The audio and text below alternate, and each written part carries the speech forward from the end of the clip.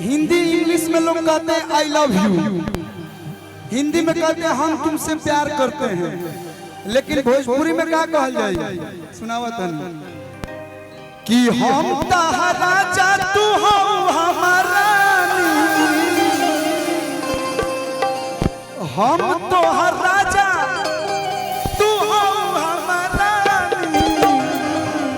कान खोल सुना आई लव यू खाला। नाम ही राजा नहीं है। जिस इंसान का जिस भाई का शादी है उसका नाम ही राजा नहीं है, वो वाकई दिल का राजा आदमी है।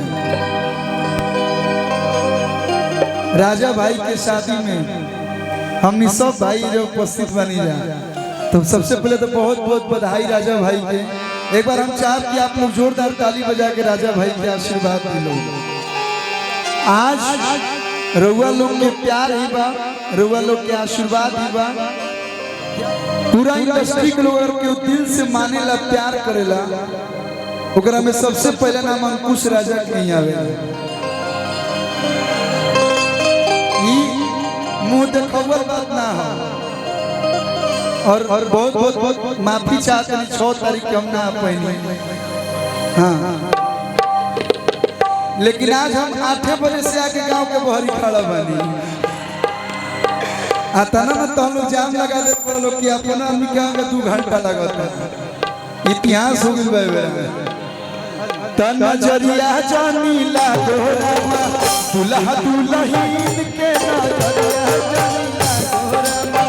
दुल्हा दुल्हन के नजरिया जानी ला दोरामा, दुल्हा दुल्हन के नजरिया जानी। एगो सूरज औरी एगो रूप चांद के,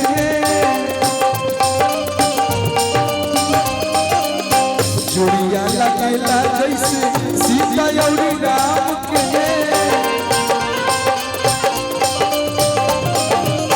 तू अबा हमारे अजू, तू अबा हमारे अजू, शुभ ये दिन पे तन नजरिया जानी ला भैया। यही बात पर हमारा कोलू भेल को डांस हो जाओ। आप तो इतना बढ़िया डांस करते हैं।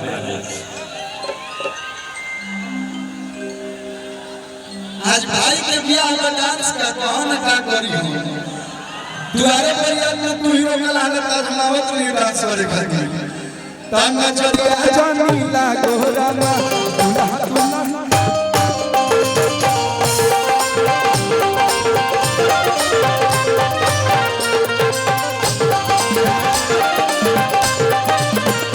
हम कुआरे में गलती तो कोइले बानी, हम कुआरे में गलती तो कोइले बानी, बाकी याद गाना अब बाकी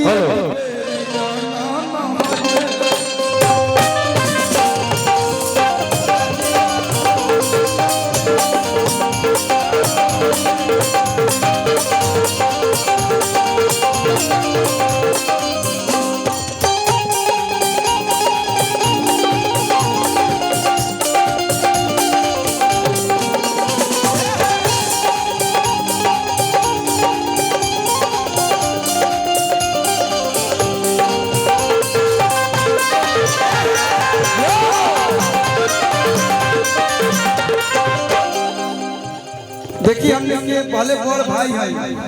लेकिन आज पंडित जी जब ब्याह कर रही हैं तो आज एक जन्म ला ना 7 जन्म ला आज गठजोड़ कर दिए कि 7 जन्म तक की जोड़ी आबाद रहे। दुल्हा के ताज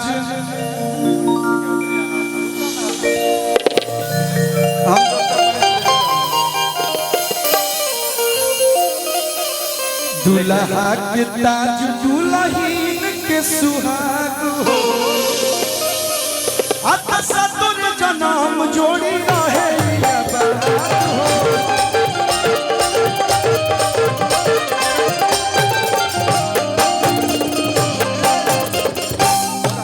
हम तो माई तारा चंडी से ये कहते माई सोहर गावे अगला साल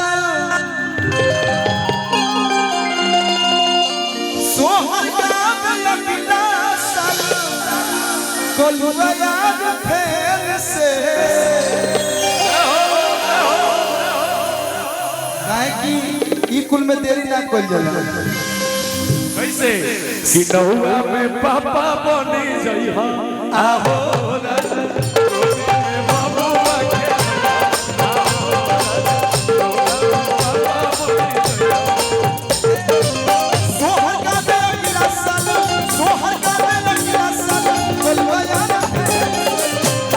नजरिया जमीला गोरा नजरिया जमीला गोरा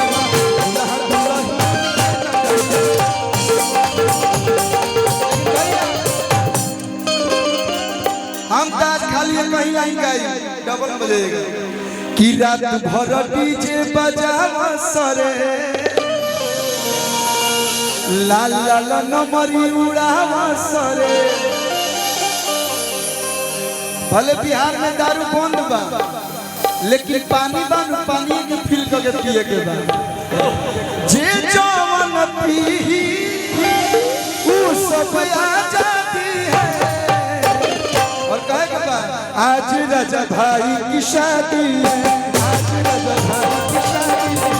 आज राजा भाई की शादी है भाई की शादी है राजा भाई की शादी है भाई की शादी है राजा भाई की शादी है आज राजा भाई की शादी है आज राजा भाई की शादी है लाल लाल नमरी उड़ावा सरे रात भर डीजे बजावा सरे जे जवन पीही खाई देखी नहीं व्यवस्था क्यों सोचले रहला कि एहू जिला में ही गांव में इतना बढ़िया व्यवस्था हुई जे जवन खाई वो सब आजादी है आज राजा भाई की शादी है भाई की शादी है आज राजा भाई की शादी है आज राजा भाई की शादी है आज राजा भाई की शादी है एक बार राजा भाई का फिर से आप लोग जोरदार ताली बजा